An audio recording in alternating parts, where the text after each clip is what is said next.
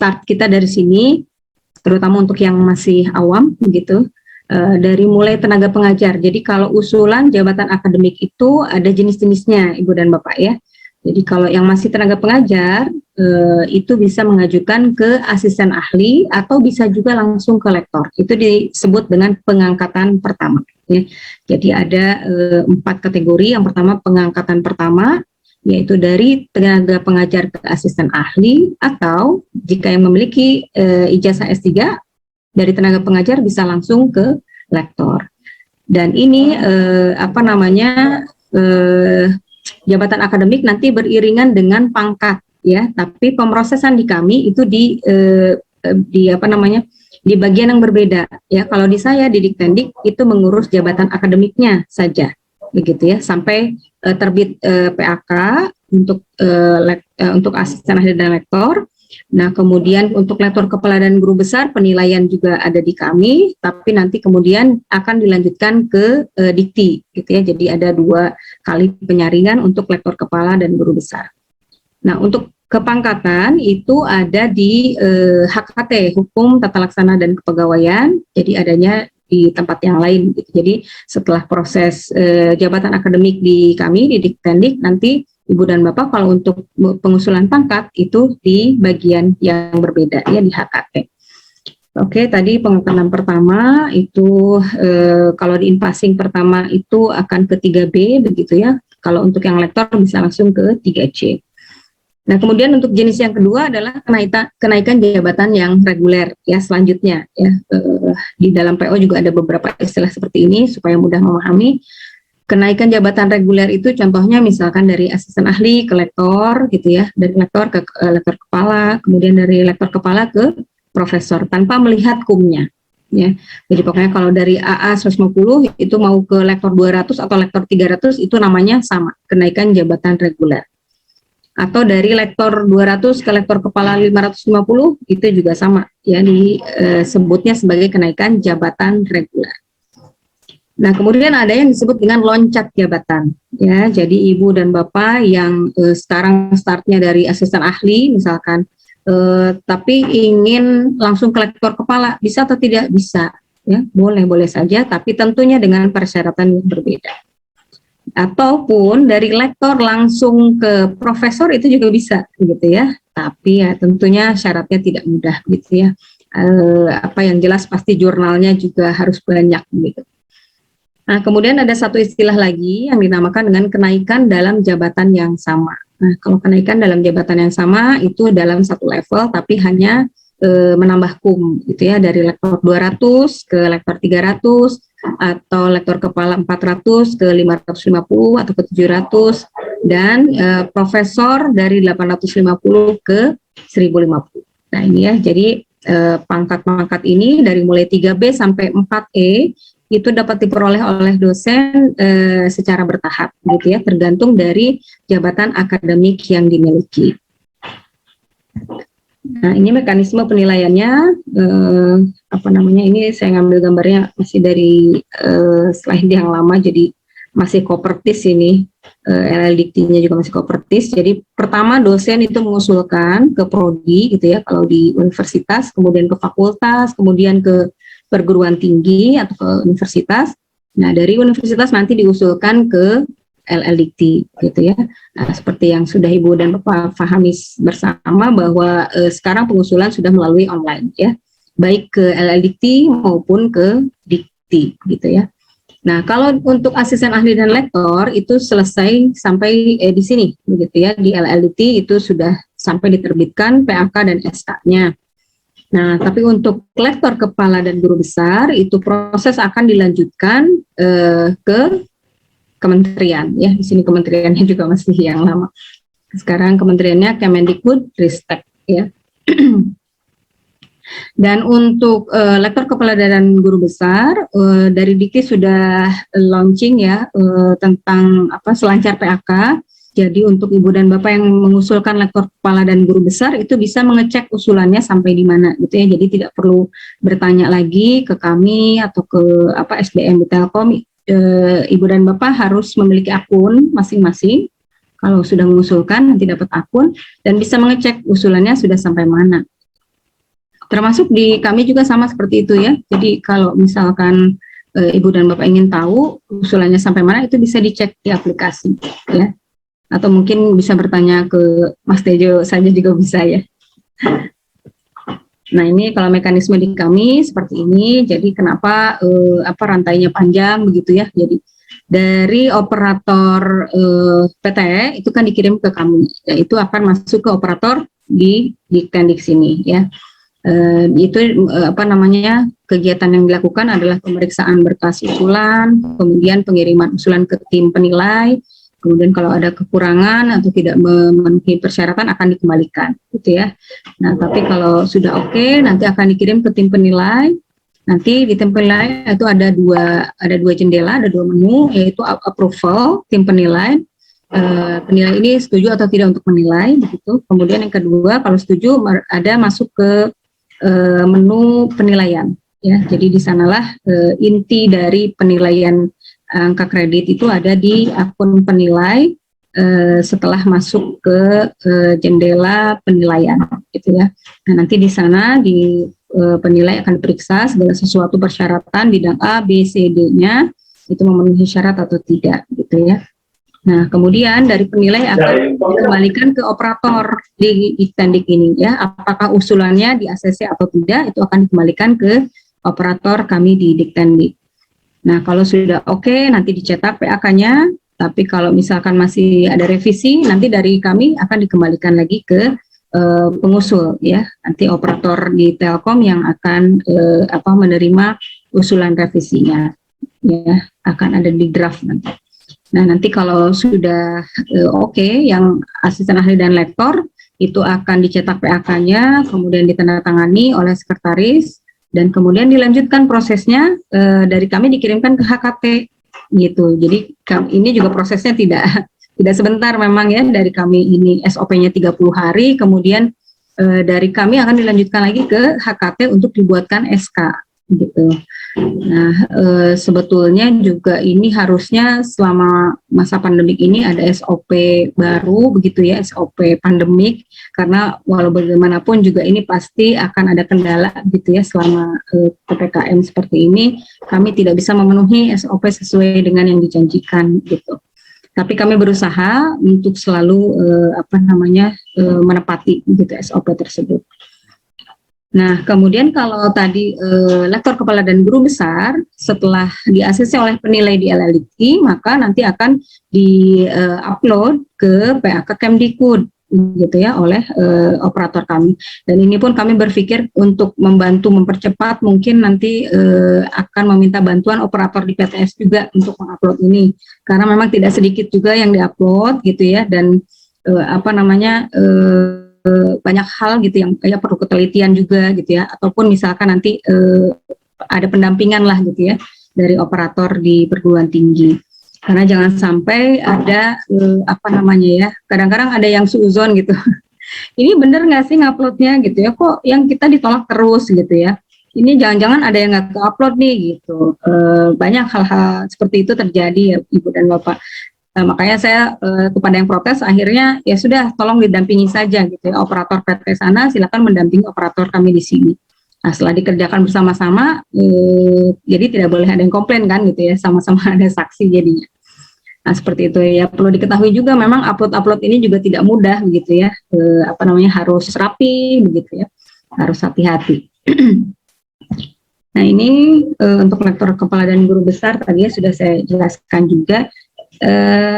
Kemudian, nah ini berkas persyaratan mungkin untuk yang baru-baru ini, surat pengantar dari pimpinan PTS mungkin akan disediakan oleh kepegawaiannya ya di Telkom, SK pengangkatan sebagai dosen tetap, kemudian ijazah dan transkrip itu semua yang pernah dimiliki dari mulai S1, S2, S3, dan ini harusnya ya scan dari dokumen asli supaya jelas terbaca, karena kami di lapangan banyak menemukan ini scan seperti ini seperti hal yang sepele gitu, tapi banyak mengganggu juga gitu ketika tidak bisa terbaca atau uploadnya terbalik gitu kan, ya lumayan musingin juga gitu.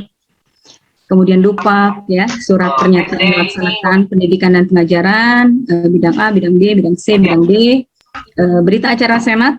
Nah, ini berita acara Senat fakultas bagi universitas atau institut, atau Senat perguruan tinggi bagi sekolah tinggi atau akademik atau politeknik ya, dan daftar hadirnya. Nah, ini juga kadang-kadang butuh ketelitian ketika ada template kemudian copy paste begitu ya. Ini juga banyak terjadi kesalahan kalau tidak teliti. Nama siapa, kemudian prodinya prodi yang lain gitu ya, atau mata kuliah yang diampunya mata kuliah punya orang lain, itu sering kali terjadi. Di daftar hadir, walaupun rapat senatnya dilakukan secara daring, tapi daftar hadir harus tetap dilampirkan gitu ya, daftar hadir. Dan kalau misalkan ada bukti rapat by Zoom, ada screenshot foto-fotonya, itu boleh. Kemudian penilaian prestasi kerja 1 tahun terakhir dari pimpinan PTS untuk asisten ahli dan lektor ya. Tapi untuk lektor kepala dan guru besar itu harus 2 tahun terakhir ya. Kemudian surat pernyataan keabsahan karya ilmiah yang ditandatangani oleh dosen, lembar pernyataan pengesahan hasil validasi karya ilmiah ditandatangani oleh PTS, bukti online, ini juga ya bisa dibikin ini ya matriks begitu. SK jabatan akademik dosen ini seluruhnya ya, semuanya dari mulai asisten ahli, pokoknya yang pernah dimiliki itu diupload supaya kita cross check juga semua SK-nya itu sesuai atau tidak gitu ya. Terutama untuk pengusulan lektor kepala dan guru besar itu akan dilihat TMT asisten ahlinya ya, atau pengangkatan pertamanya. Kemudian SK atau surat izin studi lanjut dari pimpinan PTS bagi yang melaksanakan studi. Kemudian SK pengaktifan kembali, SK dosen PNS bagi yang PNS, keputusan BKN tentang NIP baru, SPM, JSPMT itu bagi PNS ya. Sertifikat pendidik. Nah, ini kalau yang sudah punya sertifikat pendidik harap melampirkan ya Ibu dan Bapak, karena di PAK yang baru itu akan dicantumkan nomor sertifikat pendidik. Dan juga SK pangkat terakhir itu juga akan dicantumkan. Jadi mohon untuk melengkapi semuanya. Sebaran mata kuliah atau kurikulum tempat dosen mengajar, print out needed. Ini tapi biasanya kita cek cross check juga kepada Dikti, betul tidak home base-nya di situ begitu ya, needed-nya betul tidak yang itu. Kemudian daftar artikel ilmiah untuk LK dan GB ini khusus karena memang diminta ya dari Pustatnya. Nah, kemudian sertifikat pekerti untuk pengajuan asisten ahli. Ya. Nah, sekaligus juga mungkin untuk yang belum serdos ini kalau untuk mau ikut pekerti yang sekarang itu harap mengikutinya dari penyelenggara yang ditunjuk resmi oleh Dikti ya Ibu dan Bapak. Salah satu PTS yang sekarang menjadi penyelenggara resmi itu Unpas, atau juga kalau yang negerinya ada Untirta dan UPI, itu juga termasuk penyelenggara yang ditunjuk oleh Dikti. Jadi kalau mau sekalian gitu ya ikut pekertinya yang itu saja gitu ya. Tapi kalau untuk hanya untuk jabatan akademik, IHT pun boleh ya. Misalkan Telkom mengadakan in-house training pekerti boleh kalau untuk jabatan akademik. Tapi kan biar sekalian ya, kalau sekarang kalau belum serdos kan wajib tuh upload pekerti, jadi mending sekalian gitu ya.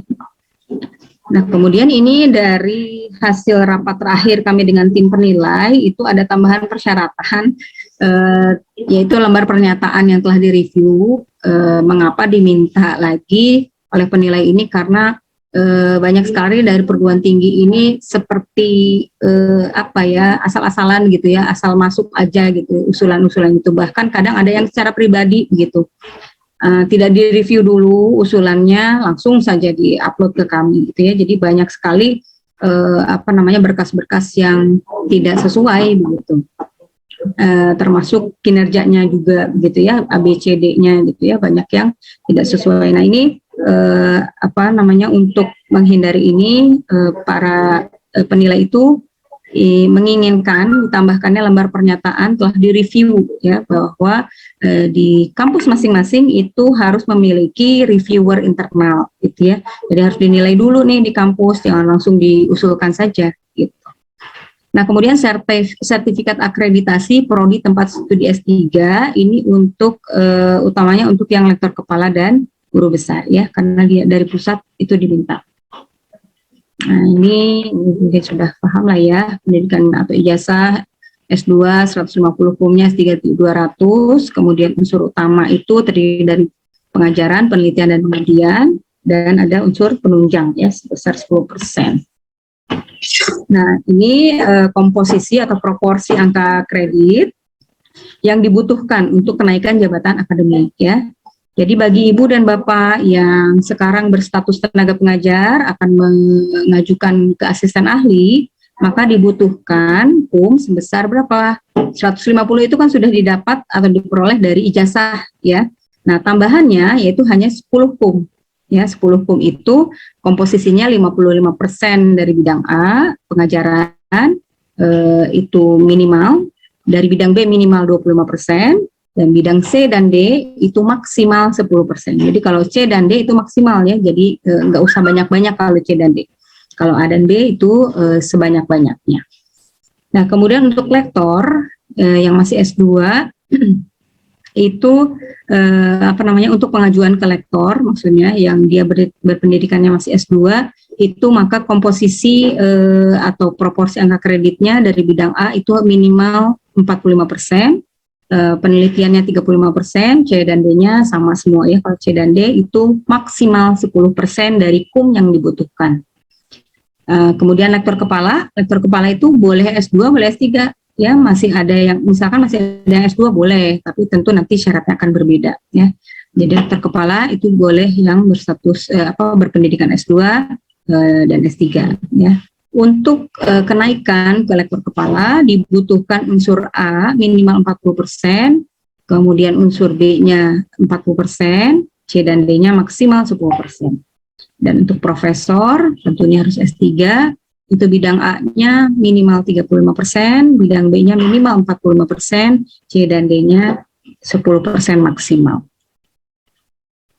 Nah, ini penilaian bidang A ya, ini bisa lihat di PO, komponen pendidikan, pelaksanaan pendidikan, bukti kegiatan, dan angka kredit. Nanti akan saya jelaskan sedikit tentang perbedaan nih persepsi ya. Kemudian ada contoh dupak juga, tapi kalau di kita sudah dipermudah, dupak itu asal diisi dulu bidang A, B, C, D-nya, nanti tinggal di print dan diupload kembali begitu. Besarnya angka kredit mengikuti kegiatan pendidikan sekolah dengan memperoleh gelar atau sebutan atau ijazah atau akta apabila bidang ilmu untuk gelar akademik yang diperoleh sama dengan bidang penugasan jabatan akademik dosennya. Itu untuk S3 200 kumnya tadi ya. Jadi 200 dan 150 ini seharusnya jika linear bidang ilmunya begitu ya, antara bidang penugasan dengan pendidikan terakhirnya. Tapi kalau ada yang tidak linear gimana? Nah, itu nanti ada perhitungannya beda lagi, tidak dianggap sebagai 200 atau 150 ya. Nah, jika angka kredit untuk gelar atau sebutan atau ijazah akta tertentu telah dihitung dalam pengusulan jabatan terakhir sebelumnya, maka penghitungan besarnya angka kredit merupakan selisih antara angka kredit gelar yang diperoleh terakhir dengan angka kredit gelar yang telah dihitung pada pengusulan jabatan terakhir sebelumnya. Maksudnya, kalau misalkan sekarang Ibu dan Bapak sudah digunakan S2-nya gitu ya, di asisten ahli, kemudian nanti 2 tahun lagi mengajukan lektor dan pendidikannya masih S2 nih, itu boleh, tapi nanti pendidikannya berarti tidak dihitung lagi. Jadi nanti dari 200 itu dikurangi 150 KUM yang sudah diperoleh, jadi kebutuhannya adalah 50 KUM ya, dari situ saja kekurangannya. Nah, kemudian bukti ijazah yang diakui adalah ijazah yang dikeluarkan oleh perguruan tinggi atau program studi dalam negeri yang terakreditasi paling rendah B, ya.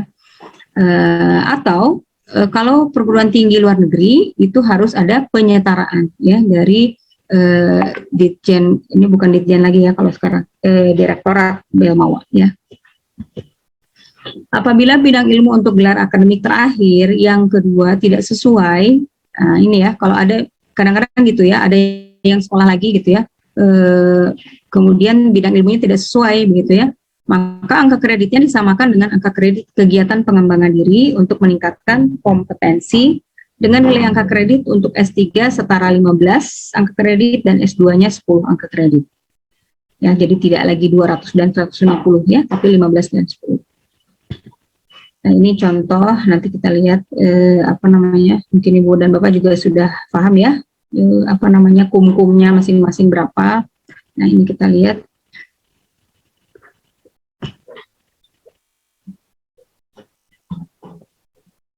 Terutama saya ingin menegaskan yang bidang pendidikan, pengajaran. Nah, ini yang masih terdapat perbedaan kemarin itu persepsi memahami poin B angka 1 ini. Melaksanakan perkuliahan atau tutorial atau perkuliahan praktikum dan membimbing, menguji serta menyelenggarakan pendidikan di laboratorium, praktik keguruan, bengkel, studio ya dan lain-lain setiap semester. Bu, Satu, ya PDF-nya belum muncul di layar kita. Oh, belum muncul? Mungkin karena Ibu share-nya PowerPoint-nya aja ya. Oh, iya. Ini kebuka file yang lain. Ya. Kalau ini kelihatan? Kelihatan, Bu. Ya udah dari sini aja. Nah, ini untuk asisten ahli itu maksudnya bukan pengusulan ke asisten ahli, tapi posisi Ibu dan Bapak ketika asisten ahli. Maka pelaksanaan pendidikannya dinilainya seperti ini, begitu ya. Jadi untuk beban mengajar 10 SKS pertama, itu poinnya 0,5 per SKS. Jadi kalau dikali 10 itu menjadi 5 poin maksimalnya. Dan untuk beban mengajar 2 SKS berikutnya adalah 0,25 ya. Jadi 0,25 dikali 2 itu 0,5. Jadi total perolehan angka kredit untuk bidang pengajaran per semester bagi yang berjabatan akademik asisten ahli itu 5,5 ya, tidak lebih dari itu. Nah, ini yang masih kemarin terjadi perbedaan persepsi di sini gitu ya. Jadi ini dikiranya pengajuan untuk ke asisten ahli, padahal maksudnya adalah asisten ketika yang bersangkutan tersebut sudah berjabatan asisten ahli, gitu ya, maka kinerjanya dinilai seperti itu. Nah, bagaimana dong kalau yang tenaga pengajar gitu kan ya, kok nggak ada di sini? Nah, sebagaimana tercantum di Permendikbud bahwa yang tenaga pengajar itu kan sebetulnya tidak diberi kewenangan ya, tapi untuk pengangkatan pertama maka pengajarannya bisa dihitung sama seperti asisten ahli begitu. Jadi kalau yang untuk tenaga pengajar dan asisten ahli tenaga pengajar mau mengajukan ke asisten ahli ya perhitungannya sama seperti asisten ahli ini begitu ya. Nah, kalau untuk lektor kepala, profesor, yang posisinya ya, posisi sekarang itu lektor kepala atau profesor, itu mau mengajukan kenaikan jabatan akademik. Nah, maka yang ini dihitungnya 1 per SKS untuk 10 SKS pertama, dan 0,5 untuk 2 SKS berikutnya. Jadi maksimal 11 angka kredit per semester, ya, dari bidang pengajaran. Ini sih yang mau saya tegaskan karena masih banyak yang beda persepsi ya tentang hal ini dan sudah saya konsultasikan juga ke pusat memang betul ya, yang betul adalah seperti itu. Nah, ini kewenangan dan tanggung jawab kan ya. Nah, jadi sebetulnya yang diberi kewenangan dalam mengajar itu mulai dari asisten ahli gitu kan. Tapi kalau yang belum juga boleh untuk tenaga pengajar itu hanya dalam hal mengajar saja yang boleh diberikan kewenangan ya. Kalau untuk membimbing itu tenaga pengajar belum boleh ya. Nah, makanya dalam penghitungan angka kredit pun yang dihitung untuk tenaga pengajar itu hanya pengajaran ya. Kalau untuk membimbing itu tidak dihitung ya, sekalipun misalkan diberi tugas nih sama lembaga begitu ya untuk membimbing, tapi tidak kami hitung. Nah, ini ya tanggung jawab wewenang dan tanggung jawab dalam bimbingan, tugas akhir, skripsi, tesis. Nah, ini untuk pengusulan jabatan akademik itu yang memang yang paling krusial itu adalah di bidang D ya, di jurnal itu di penelitian.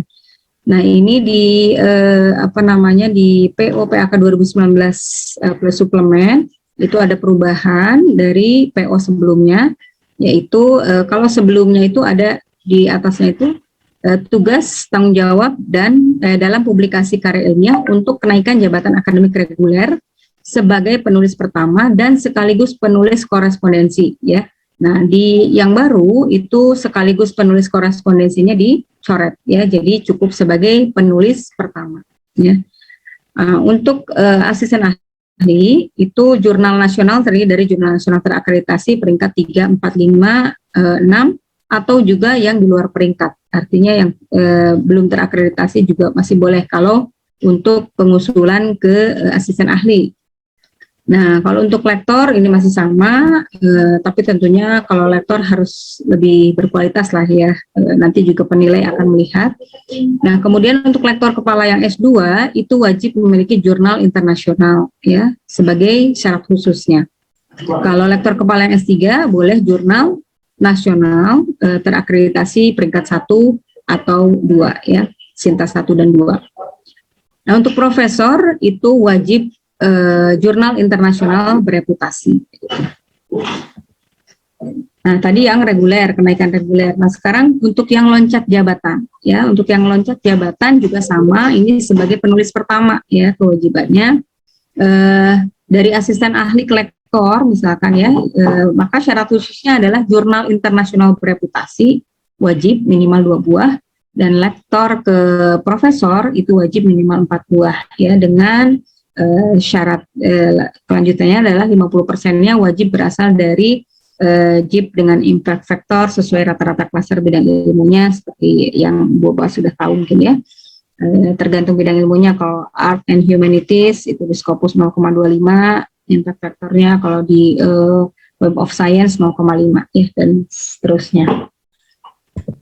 Kemudian ini posisi penulis dan karya ilmiah syarat khusus bagi kenaikan jabatan yang sama ya. Maksudnya kalau hanya naik ya dari lektor 200 ke 300 begitu ya. Dari lektor kepala 400 ke 550 dan sebagainya. Nah, maka kewajiban syarat khususnya adalah seperti ini. Ya, di lektor itu wajib jurnal nasional terakreditasi peringkat 3, 4, 5 atau 6 dan di luar peringkat boleh. Sama juga dengan lektor kepala magister, sama juga dengan lektor kepala doktor ya. Dan untuk profesor pun cukup di jurnal nasional terakreditasi 1 atau 2 ya. Kalau punya yang lebih tinggi gimana? Boleh tentunya ya. Kalau punya jurnal yang angka kreditnya lebih tinggi, itu bisa menggantikan karya ilmiah yang diwajibkan. Nah, kemudian syarat tambahan untuk setiap yang naik ke profesor ini harus memenuhi salah satu dari 4 persyaratan ini ya. 1, pernah mendapatkan hibah penelitian kompetitif atau penugasan tingkat daerah, nasional, kementerian, internasional, korporasi atau kompetitif internal perguruan tinggi sebagai ketua, kecuali penelitian program tesis atau disertasi ya. Jadi pertama syarat tambahannya adalah mendapatkan hibah ya. Yang kedua, pernah membimbing atau membantu membimbing program doktor. Yang ketiga, pernah menguji sekurang-kurangnya 3 mahasiswa program doktor, baik di perguruan tinggi sendiri maupun perguruan tinggi lain. Ya. Yang keempat, sebagai reviewer sekurang-kurangnya pada 2 jurnal internasional bereputasi yang berbeda. Nah, ini jadi hanya salah satu dari 4 ini saja. Dan jangan lupa bukti yang dilampirkannya, ya, bukti-bukti kinerjanya ya. Kalau misalkan hibah berarti surat penugasan atau kontrak, dan laporan hasil penelitiannya ya.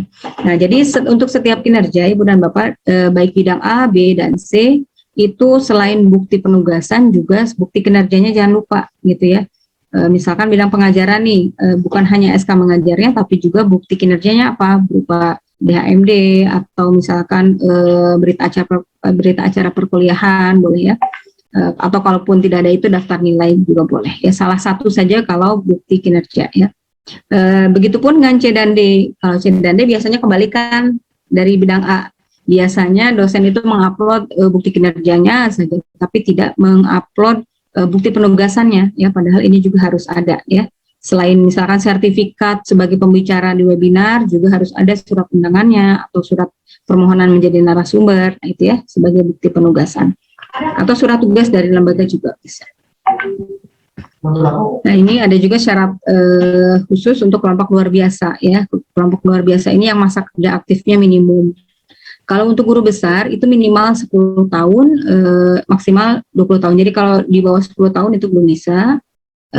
Yang normal itu adalah minimalnya 20 tahun ya. Jadi kalau masa kerjanya antara 10 sampai 20 tahun maka memiliki lagi tambahan syarat gitu ya untuk bisa mengajukan ke ke guru besar. yaitu karya ilmiah syarat khusus di jurnal internasional bereputasi, ya sebagaimana tadi sama ya, jurnal terindeks dalam basis data internasional bereputasi yang diakui oleh Kemdikbud, Ristek, Clarified Analytic Web of Science, dan atau Scopus dengan SJR jurnal GIFWAS sesuai dengan bidang ilmunya. Ya. Tidak termasuk dalam kriteria ini adalah jurnal berstatus coverage discontinue dan cancel di Scopus. Ya. Nah, jadi untuk jurnal-jurnal yang seperti ini tidak bisa dijadikan syarat khusus Ibu dan Bapak ya. Kalau misalkan pada saat Ibu dan Bapak submit, kemudian status jurnalnya masih aktif, begitu ya, itu bisa, tapi tidak bisa untuk pemenuhan syarat khusus, tapi bisa dinilai, gitu ya. Tapi tetap untuk pemenuhan syarat khusus ini harus hati-hati, ya. Kemudian yang kedua, melampirkan bukti proses pembimbingan paling sedikit setara 80 angka kredit yang berasal dari bimbingan tugas akhir, KKL, KKN, PKL, ya, magang, kegiatan kemahasiswaan. Bukti kegiatannya sesuai di pelaksanaan pendidikan sejak TMT terakhir, ya. Nah, ini untuk kelompok luar biasa, ya. Tadi guru besar, sekarang kalau lektor kepala itu yang kurang dari 8 tahun ya sejak asisten ahli, maka memiliki tambahan syarat seperti ini ya. Sama karya karya syarat khusus minimal di jurnal internasional bereputasi, dan yang keduanya adalah melampirkan bukti proses pembimbingan paling sedikit setara 40 angka kredit ya kalau untuk LK.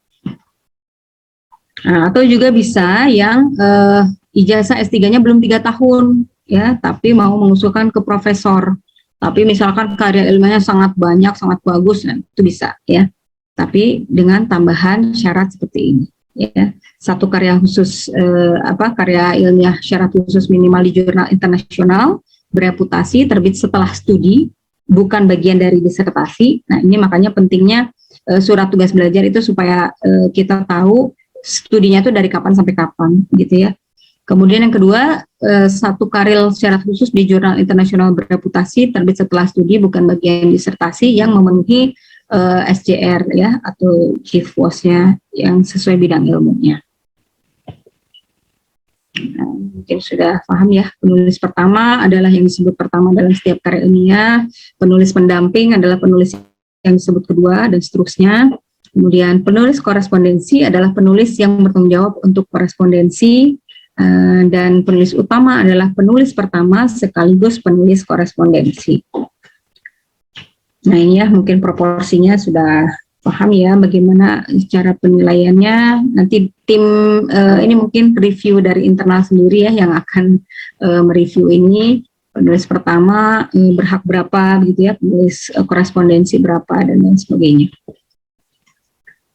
Seorang dosen sebagai penulis korespondensi dapat diakui angka kredit karya ilmiahnya dengan melampirkan bukti korespondensi dengan pengelolaan. Nah ini sangat penting merapikan administrasi seperti ini Bu Bapak ya, karena nanti di pusat terutama untuk pengusulan LK dan GB, ketika nanti pusat mengkonfirmasi harus melampirkan bukti korespondensi, nah Ibu dan Bapak harus siap dengan ini, begitu ya. Jadi melampirkan bukti korespondensi dengan pengelola jurnal seperti paper submission, acceptance letter, dan bukti proses review bahwa karya ilmiah layak dipublikasikan.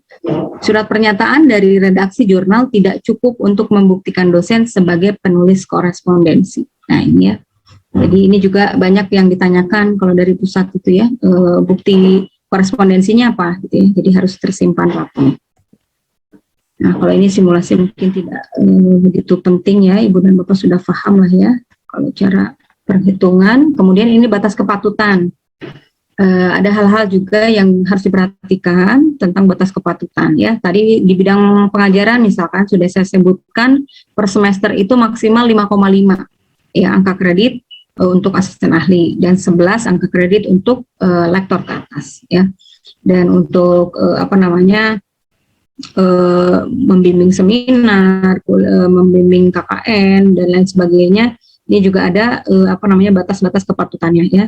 Misalkan yang kelima melaksanakan tugas sebagai penguji pada ujian akhir. Nah, poin kelima 32 angka kredit per semester ya.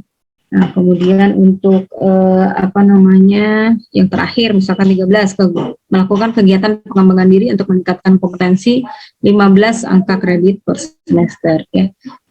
Dan yang perlu diperhatikan juga tentang jurnal ya. Ini jurnal, nah pelaksanaan penelitian ini yang paling penting, bahwa jurnal nasional plus proceeding itu maksimal 25% ya dari penelitian yang dibutuhkan. Nah, kemudian kalau jurnal internasional itu tidak dibatasi, tapi kalau untuk jurnal nasional dan proceeding itu maksimal 25% ya. Jadi nggak boleh kita untuk usulan LKGB mayoritasnya jurnal nasional semua misalkan ya. Nah, itu harus diperhatikan. Kalau LK masih boleh ya, kalau guru besar ini terutama guru besar itu sangat diperhatikan proporsi dari jurnal yang kita miliki. Ini untuk mempertegas yang abu-abu, ini saya nggak dulu. Ini juga biasanya nggak terlalu masalah sih ya. Nah, kemudian tentang tesis dan disertasi ya, beberapa perguruan tinggi mewajibkan mahasiswa S3-nya melakukan publikasi hasil penelitian di jurnal internasional bereputasi. Perkembangan yang terjadi saat ini menunjukkan sering ditemukannya karya ilmiah yang dipublikasikan di jurnal yang isinya sama dengan isi setiap bab di buku disertasi atau tesis. Misalnya karya ilmiah A menjadi bab 2 disertasi atau tesis dan seterusnya sampai bab terakhir dan sebaliknya gitu ya. Jadi karyanya itu sebetulnya karya disertasi atau tesisnya, cuman di submit gitu ya ke jurnal. Mengingat publikasi ilmiah dari hasil penelitian S3 merupakan karya state of the art dari suatu bidang ilmu dan juga mengingat kepatutan, maka karya ilmiah yang dapat dinilai untuk usulan kenaikan jabatan akademik atau pangkat adalah yang berbeda dengan isi bab di disertasi dan tesis ya.